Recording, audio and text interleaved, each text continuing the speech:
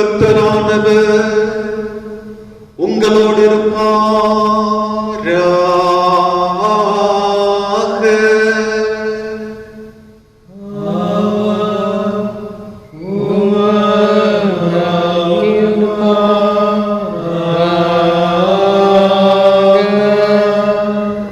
பிரார்த்தனை செய்வோமாக.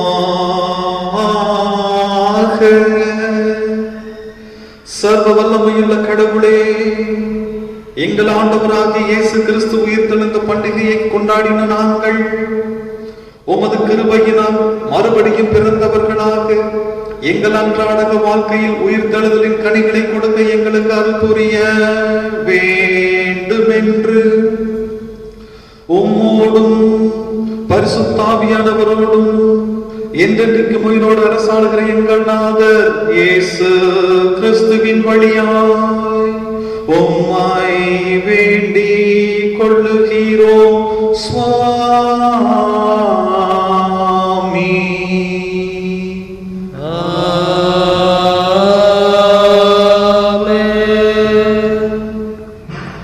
கிறிஸ்து உயிர்த்தெழுந்த திருநாளுக்கு பின் வருகின்ற முதலாம் ஞாயிறாகிய இன்றைய நாளுக்காக வாசிக்க தெரிந்து கொள்ளப்பட்டிருக்கிற நற்செய்தி பகுதியை வாசிக்க கவனமாய் கேட்பீர்களாக. அது யோவான் எழுதிய நற்செய்தி நூல் 20ஆம் அதிகாரம் 19 - 31 வசனங்கள் முடிய உள்ள பகுதி. அன்று வாரத்தின் முதல் நாள், அது மாலை வேளை. யூதர்களுக்கு அஞ்சி சீடர்கள் தாங்கள் இருந்த இடத்தின் கதவுகளை மூடி வைத்திருந்தார்கள். அப்போது இயேசு அங்கு வந்து அவர்கள் நடுவில் நின்று, உங்களுக்கு அமைதி உரிதாகுக என்று வாழ்த்தினார். இவ்வாறு சொல்லிய பின் அவர் தம் கைகளையும் விழாவையும் அவர்களிடத்தில் காட்டினார். ஆண்டவரை கண்டதால் சீடர்கள் மகிழ்ச்சி கொண்டார்கள்.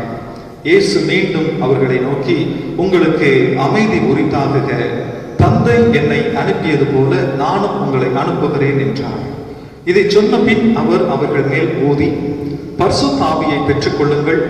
எவருடைய பாவங்களை நீங்கள் மன்னிக்கிறீர்களோ அவை அவர்களுக்கு மன்னிக்கப்படும்.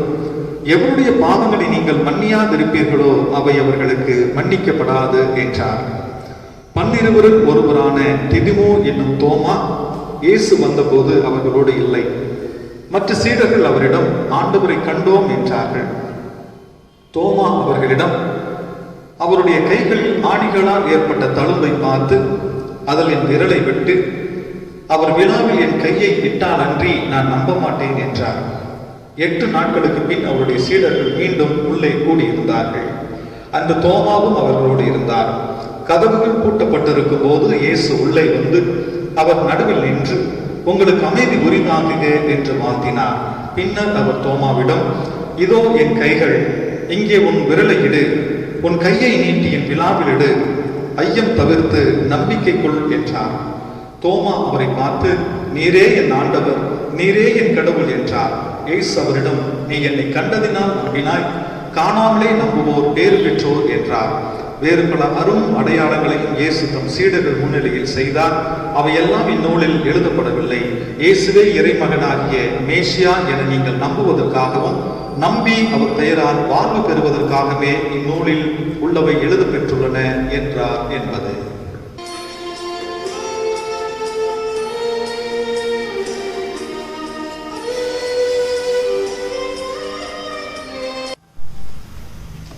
இன்றைய நாளின் அருளுரைக்காக நமக்கு கொடுக்கப்பட்டிருக்கிற திருமறை பகுதி, அது யோவான் எழுதிய நற்செய்தி நூல் 20ஆம் அதிகாரம் 19 - 31 வசனங்கள் அடங்கிய நற்செய்தி பகுதி. அதை நாம் சற்று முன் வாசிக்க கேட்டபடினாலே ஆண்டவரை நோக்கி நாம் ஜெபம் செய்வோம். அன்பின் ஆண்டவரே, நாங்கள் உமது திரு வார்த்தைகளை தியானிக்கப் போகிறோம். ஆண்டவர் தாமே இந்த திரு வார்த்தைகளின் வழியாக எங்களோடு பேச வேண்டுமாறு ஜெபிக்கின்றோம். நீர் பேசும் ஆண்டவரே, நாங்கள் கேட்கட்டும். கேட்க செவியுள்ள மக்களாக கேட்கவும், கேட்டவற்றை எங்களுடைய இருதயத்தில் வைத்திருந்து அதை எங்களுடைய பரிசுத்த வாழ்க்கைக்கு பிரயோஜனப்படுத்திக் கொள்ள உதவி செய்யும். உமது வார்த்தையை சத்தியம் சுவாமி. கிறிஸ்துக்கள் அன்பான சபை மக்களாக உங்கள் அனைவருக்கும் ஆண்டவராகிய இயேசு கிறிஸ்து திருப்பெயரில் என்னுடைய வாழ்த்துக்களை தெரிவித்துக் கொள்கின்றேன். இன்றைய நாளின் இறை செய்தியை 3 சிறு தலைப்புகளுக்கு கீழாக தியானிக்க விரும்புகின்றேன். முதலாவது தலைப்பாக அச்சம் நீங்கிய தோமா. இன்றைய நாளின் இறைச்செய்தி தோமா என்கிற ஒரு சீஷனுடைய ஐயத்தை, அச்சத்தை கடவுள் எப்படி போக்கினார் என்பதை குறித்து நாம் தியானிக்க போகின்றோம். ஆகவே முதலாவது தலைப்பாக அச்சம் நீங்கிய தோமா. அன்பானவர்களே, நாம் கடந்த வாரம் ஈஸ்டர் பண்டிகையை ஆசரித்தோம். கிறிஸ்து உயிர்த்தெழுந்த திருநாள். கிறிஸ்து வாழ்ந்த காலத்திலே அன்றைய நாளிலே நடைபெற்ற ஒரு நிகழ்வு. கிறிஸ்து உயிர்த்தெழுந்த அன்றைய நாளின் மாலை வேளையிலே சீடர்கள் எல்லாரும் ஒரு அறைக்குள்ளாக கூடியிருந்தார்கள். 19வது வசனத்தை நாம் வாசிக்கும் போது, யூதருக்கு பயந்ததினாலே என்ற செய்தியை நாம் அங்கே வாசிக்கலாம். யூதருக்கு பயந்ததினாலே சீடர்கள் ஒரு அறைக்குள்ளாக இருந்து அந்த கதவை பூட்டிக் கொண்டு ஒளிந்து கொண்டிருந்தார்கள். 12 சீடர்கள், ஒருவேளை இயேசுவை காட்டிக் கொடுத்த யூதாஸ் அவர்களோடு இருந்தாரோ என்னமோ தெரியாது. தோமா அவர்களோடு இல்லை என்ற செய்தி அங்கே சொல்லப்பட்டிருக்கும். ஆக 10 அல்லது 11 சீடர்கள் அந்த அறைக்குள்ளாக ஒளிந்திருக்கிறார்கள்.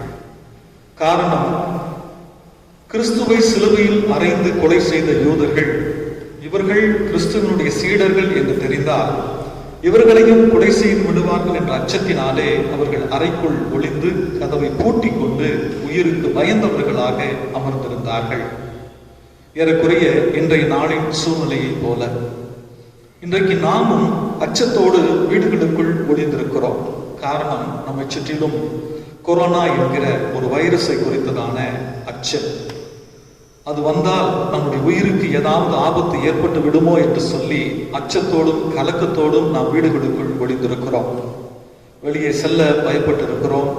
அந்நியர்கள் யாராவது நம்முடைய வீட்டிற்குள் வந்தால் அவர்களை குறித்து நாம் பயப்படுகிறோம். இவர்கள் மூலமாக நமக்கு இந்த வியாதி வந்துவிடுமோ, மரணம் வந்துவிடுமோ என்ற அச்சத்தோடு நாம் வீடுகளுக்குள் அடங்கி இருக்கிறோம். இதை போன்ற ஒரு சூழ்நிலையில தான் சீடர்கள் அந்த அறைக்குள்ளாக அடைந்திருந்தார்கள் என்று சொல்லி நாம் பார்க்கிறோம். ஆனால் திதிமோ எனப்பட்ட தோமா அங்கே இல்லை என்ற செய்தி இங்கே சொல்லப்பட்டிருக்கிறது. காரணம், அல்லது ஒருவேளை இந்த தோமாவிற்கு தன்னுடைய உயிரை குறித்த அச்சம் இல்லாமல் இருந்திருக்கலாம். மற்ற சீடர்கள் உயிருக்கு பயந்து ஒளிந்து கொண்டிருக்கும் போது தோமா மட்டும் அவர் அறையை விட்டு வெளியே வந்து அவர் நகரத்திற்குள்ளாக அவர் சுற்றி கொண்டிருந்திருக்கலாம். இன்றைக்கும் கூட நாம் தொலைக்காட்சிகளில் பார்க்கிறோம், அநேக வாலிபர்கள் ரோடுகளிலும் வீதிகளிலும் சுற்றி கொண்டிருக்கிறார்கள். போலீசார் அவர்களை விரட்டி அடிக்கின்ற விதவிதமான தண்டனைகளை கொடுக்கின்றதை நாம் பார்க்கிறோம். அது அவர்களுடைய உயிருக்கு பாதுகாப்பு வேண்டும் என்று சொல்லி, அந்த மக்களும் இந்த வியாதியினால் பாதிக்க கூடாது என்று சொல்லி. ஆனால் தோமாவுடைய நிலை அப்படி அல்ல. மற்ற சீடர்கள் உயிருக்கு பயந்திருந்த போதும் கூட தோமா உயிரை குறித்து அச்சமற்றவராக அவர் வெளியே சுற்றி கொண்டிருந்தார். கிறிஸ்து அந்த வீட்டிற்குள் பிரவேசித்த பொழுது தோமா அங்கே இல்லை. ஆக இந்த தோமா ஒருவேளை ஒரு அச்சமற்ற ஒரு மனிதராக, தன்னுடைய உயிரை குறித்து பயமற்ற ஒரு மனிதராக அவர் இருந்திருக்கிறார். அதனால் தான் அவர் தரைக்குள்ளாக அவர் இல்லை. எனக்கு அன்பானவர்கள், இன்றைக்கு நாமும் கூட இந்த அச்சத்தோடு கூட நாம் அறைகளுக்குள் இருக்கிறோம். உயிரை குறித்த அச்சம் நமக்கு இருக்கிறது. ஆனால் வரலாற்றில் யோசித்து பாருங்கள், கிறிஸ்துவனுடைய நற்செய்தியை அறிவித்தால் தனக்கு மரணம் நிகழலாம் என்று தெரிந்தும் கூட, தாங்கள் சிறைப்படுத்தப்படலாம், தாங்கள் துன்பப்படுத்தப்படலாம் என்று தெரிந்தும் கூட எத்தனையோ மிஷனரிமார்கள் அப்படிப்பட்ட இடங்களுக்கு சென்று கிறிஸ்துவை அறிவித்து அதன் மூலமாக இரத்த சாட்சிகளாக மரித்தார்கள் என்று சொல்லி நாம் பார்க்கின்றோம். ஆக கிறிஸ்துவை விசுவாசிக்கிற நமக்கு உயிரை குறித்ததான அச்சம் இருக்கக்கூடாது. காரணம், கிறிஸ்து நம்மோடு கூட இருக்கிறார். நாம் மரித்தாலும் நாம் பிழைக்க கடவுள் சித்தமுள்ளவராக இருக்கிறார். என்னை விசுவாசிக்கிறவன் மரித்தாலும் பிழைப்பான் என்று சொல்லி ஆண்டவர் சொல்லுகிறதை நாம் வாசிக்கின்றோம். எனக்கு அன்பானவர்களே, அப்படிப்பட்ட உயிரை குறித்த அச்சம் நமக்கு இருக்கிறதா, அல்லது ஆண்டவர் மீது கொண்டிருக்கிற நம்பிக்கை நமக்கு இருக்கிறதா என்று நாம் சிந்தித்து பார்க்க நாம் அழைக்கப்படுகின்றோம். கிறிஸ்து நம்மோடு கூட இருக்கிறார் என்ற விசுவாசம் நமக்கு இருக்குமானால் நம்முடைய உயிரை குறித்ததான அச்சம் நமக்கு இருக்காது. மார்ட்டின் லூத்தர் அவருடைய வாழ்க்கையிலே நடைபெற்றதான ஒரு சம்பவம் ஒரு முறை அவருக்கு மிகப்பெரிய ஒரு பிரச்சனை அன்றைக்கு இருந்த போப்புவினாலும் அன்றைக்கு இருந்த நாட்டை ஆண்டு கொண்டிருந்த அரசர்களினாலும் அவருக்கு மிகப்பெரிய பிரச்சனைகள் ஏற்பட்டது. அவர் கலங்கி போய் இல்லத்திற்குள் அமர்ந்திருந்தார். அப்பொழுது அவருடைய மனைவி கேத்ரின் வான் போரா அவர்கள் ஒரு கருப்பு உடையை அணிந்து கொண்டு, அந்த கருப்பு உடை துக்கத்திற்கு அணிகின்ற உடை, அந்த உடையை அணிந்து கொண்டு அந்த அறைக்குள் அவர்கள் நடமாடி கொண்டிருந்தார்கள். அதை பார்த்த மார்ட்டின் லூத்தர் அவர்கள் கேட்டார்கள், என்ன ஏதாவது துக்கம் நிகழ்ந்து விட்டதா, ஏதாவது துக்கத்திற்கு போகிறாயா என்று சொல்லி தன் மனைவியை பார்த்து கேட்டார். அப்பொழுது கேத்தரின் வான்பர் அவர்கள் சொன்னார்கள், ஆம், நம் ஆண்டவர் இறந்து விட்டார், ஆகவே நான் இந்த துக்க உடை அணிந்திருக்கிறேன் என்று சொல்லி அவர் சொன்னார். மார்ட்டின் லூத்தருக்கு தூக்கி வாரி போட்டது. சொன்ன, என்ன சொல்லுகிறாய், நம் ஆண்டவர் மரித்து விட்டாரா, அவர் இன்றைக்கும் உயிரோடு இருக்கிறவராகவே இருக்கிறார் என்று சற்று கடினமாக சொன்னார். அப்பொழுது கேத்தரின் அவரை பார்த்து கேட்டார், பிறகு ஏன் நீங்கள் துக்கம் கொண்டிருக்கிறீர்கள், நம் ஆண்டவர் உயிரோடு இருக்கிற பொழுது நீங்கள் ஏன் இப்படி துக்கப்பட்டவராக இருக்கிறீர்கள் என்று சொல்லி கேட்டார்களாம். அப்பொழுதுதான் மார்ட்டின் லூத்தர் அவர்கள் அதை உணர்ந்து மீண்டும் விசுவாசத்தோடு தன்னுடைய போராட்டத்தை தொடர்ந்தார் என்று சொல்லி, ஆக கிறிஸ்து நம்மோடு இருக்கும் பொழுது நாம் எதை குறித்தும் அச்சமற்றவர்களாக நாம் காணப்பட வேண்டும். தோமாவும் கூட ஒருவேளை எப்படிப்பட்ட தைரியத்தோடு அவர் இருந்தார் என்று சொல்லி நமக்கு தெரியாது. ஆனால் மற்ற சீடர்கள் உயிருக்கு பயந்து ஒளிந்து கொண்டிருந்த வேளையிலே இந்த தோமா அச்சமற்றவராக அவர் வெளியே சுற்றி திரிந்தார் என்று சொல்லி நாம் பார்க்கின்றோம். இரண்டாவது தலைப்பாக ஐயம் நீங்கிய தோமா. அறைக்குள் பிரவேசித்த ஆண்டவர் தன்னுடைய கைகளில் ஏற்பட்டிருக்கிற காயங்களை அவர் தன்னுடைய சீடர்களுக்கு காட்டுகிறார்.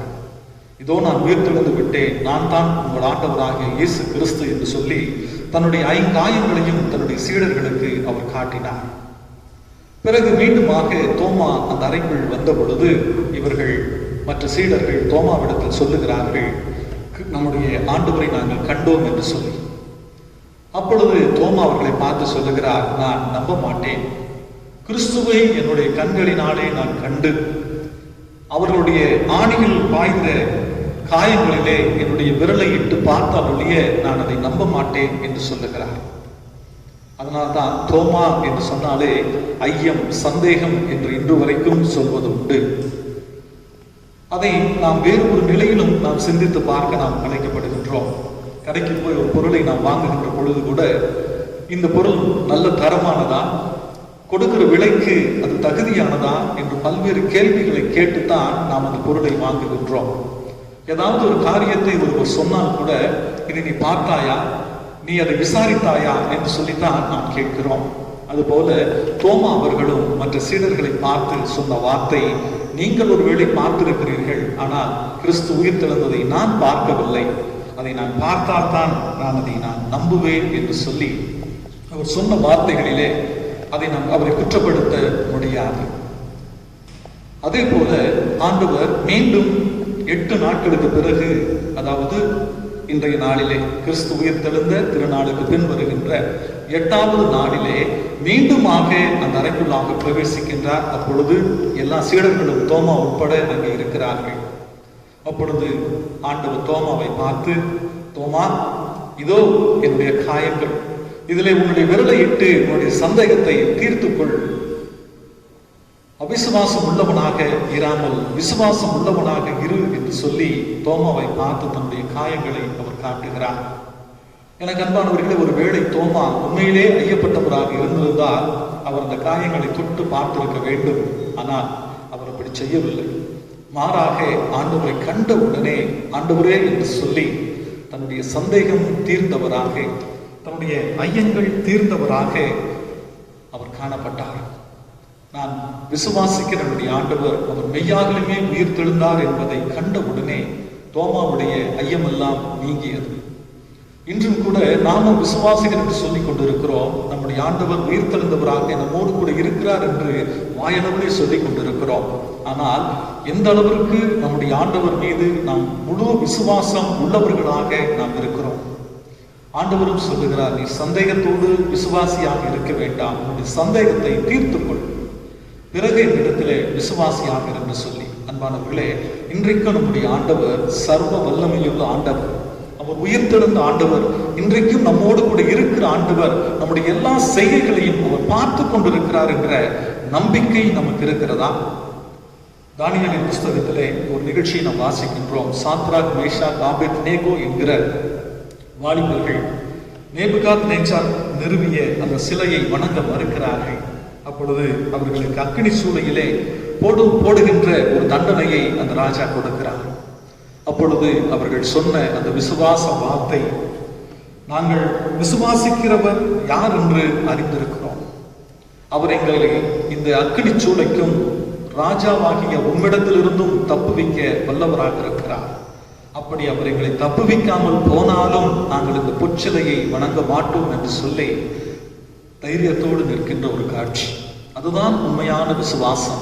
ஒருவேளை எங்களுடைய ஆண்டவர்களை தப்புவிக்க சர்வ வல்லமையுள்ளவராக இருக்கிறார். ஒருவேளை அவர் அப்படி தப்புவிக்காமல் போனாலும் நாங்கள் அவரை விட்டு பின்வாங்க மாட்டோம், அவரை மறுதலிக்க மாட்டோம் என்று சொல்லி அவர் கொண்டிருந்த விசுவாசம். ஆக தோமாவும் ஐயப்பட்டார். அந்த ஐயம் நீங்கிய உடனே அவர் ஆண்டவர் மீது முழு மனதோடு விசுவாசம் கொண்டவராக மாறினார். எனக்கு அன்பானவர்கள், இன்றைக்கு நாமும் கூட நம் மீது, ஆண்டவர் மீது நமக்கு இருக்கின்ற அவிசுவாசங்கள், ஏன் ஆண்டவர் இதுவரைக்கும் எனக்கு உதவி செய்யவில்லை, ஏன் இதுவரைக்கும் என்னை காப்பாற்றவில்லை, ஏன் இதுவரைக்கும் எனக்கு என்னுடைய வியாதிகளை நீக்கவில்லை, என்னுடைய கஷ்டங்களை நீக்கவில்லை, ஒருவேளை ஆண்டவர் இன்றைக்கும் என்னை கைவிட்டு விடுவாரா, விட்டாரா என்று கூட நாம் யோசிக்கலாம். ஆனால் விசுவாசம் என்பது, என்னுடைய ஆண்டவர் சர்வ வல்லவராக இருக்கிறார், அவர் என்னை எல்லா சூழ்நிலைகளுக்கும் விலக்கி மீட்பவராக இருக்கின்றார், அவர் அப்படி என்னை மீட்காவிட்டாலும் கூட நான் அவரை விட்டு ஒருபோதும் பின்வாங்கி விட மாட்டேன் என்று சொல்வதுதான் உண்மையான விசுவாசமாக இருக்கும். ஆனாலும் நம்முடைய ஆண்டவர் நாம் கஷ்டத்தோடும் கண்ணீரோடும் வாழ்வதை அவர் விரும்புவதில்லை. எல்லாவற்றுக்கும் முடிவு உண்டு. அவர் ஏற்ற வேளையிலே ஏற்ற காரியங்களை செய்கிறவர். ஆண்டவருடைய வேலைக்காக நாம் காத்திருப்போம். ஆண்டவரிடத்திலிருந்து அற்புதங்களை பெற்றுக்கொள்வோம். இறுதியாக அனுப்பப்பட்ட தோமா, ஆண்டவர் உயிர்த்தெழுந்த பிறகு அவருடைய சீடர்கள் அவர் மீது முழு விசுவாசம் கொண்டவர்களாக மாறினார்கள். அந்த சீடர்கள் ஒவ்வொருவரும் ஒவ்வொரு இடங்களுக்கு அனுப்பப்பட்டார்கள். அப்போஸ்தலர் என்கின்ற, அப்போஸ்தலோ என்கிற கிரேக்க வார்த்தைக்கு அனுப்பப்பட்டவன் என்று சொல்லி பொருள். அப்போஸ்தலர் என்று நாம் சொல்லுகிறவர்களுக்கு அந்த பெயர் வர காரணம், அவர்கள் அனுப்பப்பட்டவர்கள், ஆண்டவரால் அனுப்பப்பட்டவர்கள், ஆண்டவருடைய நற்செய்தியை உலகிற்கு அறிவிக்கும்படியாக அனுப்பப்பட்டவர்கள். அப்படி அனுப்பப்பட்ட சீடர்களில் ஒருவர் தோமா. அவர்தான் இந்திய தேசத்திற்கு நற்செய்தியை கொண்டு வந்தவர். 1ஆம் நூற்றாண்டிலே நற்செய்தியை சுமந்து இந்திய தேசத்திற்கு வந்து இங்கே இரத்த சாட்சியாக மரித்தவர். ஒருவேளை 12 சீடர்கள், அதிலே தோமாவை ஏன் ஆண்டவர் தெரிந்தெடுத்து இந்திய தேசத்திற்கு அனுப்பினார்? ஒருவேளை நாமும் கூட தோமாவை போல ஐயமுள்ள மக்களாக, சந்தேகப்படுகிற மக்களாக இருந்திருக்கின்ற காரணத்தினாலே சந்தேகம் தீர்ந்து விசுவாசியாக மாறிய தோமாவை அவர் இந்திய தேசத்திற்கு அனுப்பினார். அவர் வந்து நம்முடைய சொந்த மண்ணிலே, கேரளா வந்து இறங்கிய அவர் தமிழ்நாட்டிலே நற்செய்தியை அறிவித்து இங்கே இரத்த சாட்சியாக மரித்தார் என்று சொல்லி நாம் பார்க்கிறோம். ஒருவேளை தோமாவுடைய சந்தேகத்தை கண்டு ஆண்டவர் அவரை வெறுத்து விடவில்லை. அவருடைய ஐயத்தை நீக்கி, அவருடைய சந்தேகத்தை எல்லாம் நீக்கி நான் உயிரோடு இருக்கிறேன் என்பதை அவருக்கு நிரூபித்து பிறகுதான் அவரை மீண்டுமாக இந்திய தேசத்திற்கு அனுப்பினார். எனக்கு அன்பானவர்களே, நாமும் கூட ஆண்டவர் மீது இருக்கிற அவநம்பிக்கையை, ஆண்டவர் மீது இருக்கின்ற விசுவாச குறைச்சலை நாம் நீக்கி போட்டு, ஆண்டவரே என்னையும் உம்முடைய பிள்ளையாய் ஏற்றுக்கொள்ளும் என்று சொல்லி ஆண்டவரிடத்திலே நாம் வருகிற பொழுது ஆண்டவனுடைய எல்லா விதமான ஐயங்களையும் நீக்கி நம்மையும் விசுவாசத்திலே நிலைத்திருக்கிறவர்களாக செய்து 12 சீடர்களை அனுப்பியது போல நம்மையும் அவர் உலகத்திற்குள் அனுப்புகிறார். அனுப்புகிறவர் நமக்கு மிகப்பெரிய ஒரு வல்லமையை கொடுத்து அனுப்புகிறார். நீங்கள் யாருடைய பாவங்களை மன்னிக்கிறீர்களோ அவருடைய பாவங்கள் அவர்களுக்கு மன்னிக்கப்படும். யாருடைய பாவங்களை நீங்கள் மன்னியாது இருக்கிறீர்களோ அவருடைய பாவங்கள் அவர்களுக்கு மன்னிக்கப்படாது என்று சொல்லுகிறார். அதுவும் அவர் சொல்லுகிறார் 21வது வசனத்திலே, பிதா என்னை அனுப்பியது போல நான் உங்களை அனுப்புகிறேன் என்று. எனக்கு அன்பானவர்களே, இன்றைக்கும் ஆண்டவருக்காக உழைக்க, ஆண்டவருடைய நற்செய்தியை அறிவிக்க ஆட்கள் தேவை. அதுவும் நம்மை போல, இந்த இந்திய தேசத்தில் இருக்கிற மக்களை போல அவநம்பிக்கை உள்ளவர்களாக சந்தேகப்படுகிறவர்களாக இருக்கிற நம்மை ஆண்டவர் திடப்படுத்தி நம்முடைய ஐயங்களை எல்லாம் நீக்கி அவருடைய நற்செய்தியை அறிவிக்க நம்மையும் ஆண்டவர் அன்போடு அழைக்கிறார். இது எப்படிப்பட்ட சூழ்நிலைகளாக இருந்தாலும் இந்த சூழ்நிலைகள் கடந்து போகும். ஆண்டவர் நம்மை விடுவிப்பார். நாமும் இந்த சீடர்களைப் போல தரையை விட்டு வெளியே வந்து ஆண்டவருடைய நற்செய்தியை யாவருக்கும் அறிவிக்கின்ற அவருடைய தூதர்களாக சீடர்களாக மாறுவோம் என்ற நம்பிக்கையோடு ஆண்டவரை நாம் நோக்கி பார்ப்போம். நம்முடைய எல்லா பயங்களுக்கும் நம்மை நீங்களாக்கி ரட்சிக்க ஒரு உண்மையுள்ளவராக இருக்கிறார். அப்படிப்பட்ட ஆண்டவர் தாமே இந்த நாளிலே உங்கள் யாவரையும் நிறைவாக ஆசீர்வதித்து உங்களுடைய தேவைகள் எல்லாவற்றையும் அவர் சந்தித்து உங்களுடைய எல்லா விதமான அச்சங்களையும் நீக்கி உங்களை திடப்படுத்தி ஆசீர்வதித்து காப்பாராக. ஆண்டவரை நோக்கி நாம் ஜெபம் செய்வோம். மகா இரக்கமும் கிருபை என்ற நல்ல ஆண்டவரே, எங்கள் ஒவ்வொருவரையும் ஆண்டவரும் அது கரங்களுக்குள்ளாக நாங்கள் தாழ்த்தி ஒப்புக் கொடுக்கிறோம். இது சுவாமி எங்களை சுற்றிலும் இருக்கிற இந்த வாதை விரைவாக எங்களை விட்டு அகன்று போகும்படி கடவுள் கிருபை செய்ய வேண்டுமாக ஜெபிக்கின்றோம். இந்த நோயினால் பாதிக்கப்பட்டு மருத்துவமனைகளிலே சிகிச்சை பெற்றுக் கொண்டிருக்கிற, இல்லங்களிலே தனிமைப்படுத்தப்பட்டிருக்கிற யாவரையும் இந்த கரத்தில் ஒப்புக் கொடுக்கிறோம். ஒவ்வொருவரையும் நீர் தானே உடைய பரிசுத்த கரங்களினாலே தொட்டு ஆசீர்வதித்து உம்முடைய பரிசுத்த ரத்தத்தினால் அவர்களை கழுவி பரிசுத்தமாக்கி அவர்களுக்கு பரிபூர்ண சுகத்தை தரும்படியாய் நாங்கள் ஜெபிக்கின்றோம்.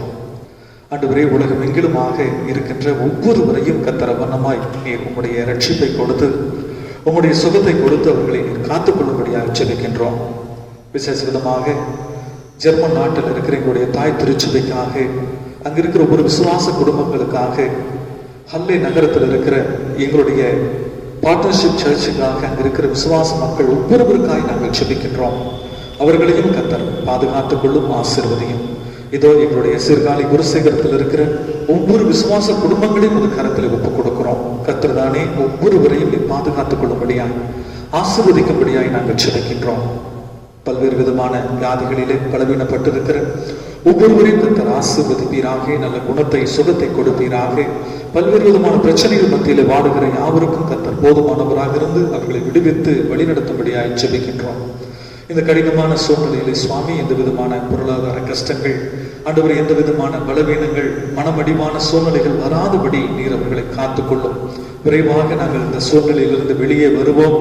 ஆலயத்திலே வந்து நன்றியோடு உம்மை ஆராதிப்போம் என்கிற நம்பிக்கையை நீங்கள் ஒவ்வொருவருக்கும் தரும்படியாக நாங்கள் ஜெபிக்கின்றோம். எங்கள் ஒவ்வொருவரையும் அன்பின் கரத்திற்குள் ஒப்புக் கொடுக்கிறோம். நீரே பொறுப்பெடுத்துக் கொள்ளும், ஆசீர்வதித்து வழி நடத்தும்.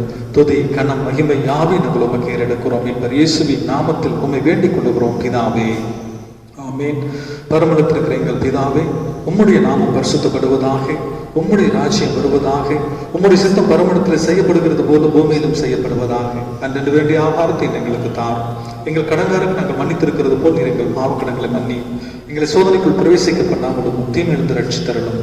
ராஜ்யமும் வல்லமையும் மகிமையும் என்றெடுக்கும் உம்முடைய சுவாமி, ஆமென். நம்முடைய ஆண்டவராகிய இயேசு கிறிஸ்துவின் கிருபையும் பிதாவாகிய கடவுளுடைய அன்பும் பரிசுத்த ஆவியானவருடைய கூட்டுறவும் உங்கள் அனைவரோடும் இன்றும் என்றும் சதா காலங்களில் துணையாயிருந்து உங்களை ஆசீர்வதித்து காப்பதாக, ஆமென். நாம் யாரும் சேர்ந்து சொல்லுவோம். என் ஆத்துமாவே கர்த்தரை ஸ்தோத்திரி, என் முழு உள்ளமே பரிசுத்த நாமத்தை ஸ்தோத்திரி. என் ஆத்துமாவே கர்த்தரை ஸ்தோத்திரி, கர்த்தர் செய்த சகல உபகாரங்களையும் மறவாதே, ஆமென். பராபரனுக்கு ஸ்தோத்திரம்.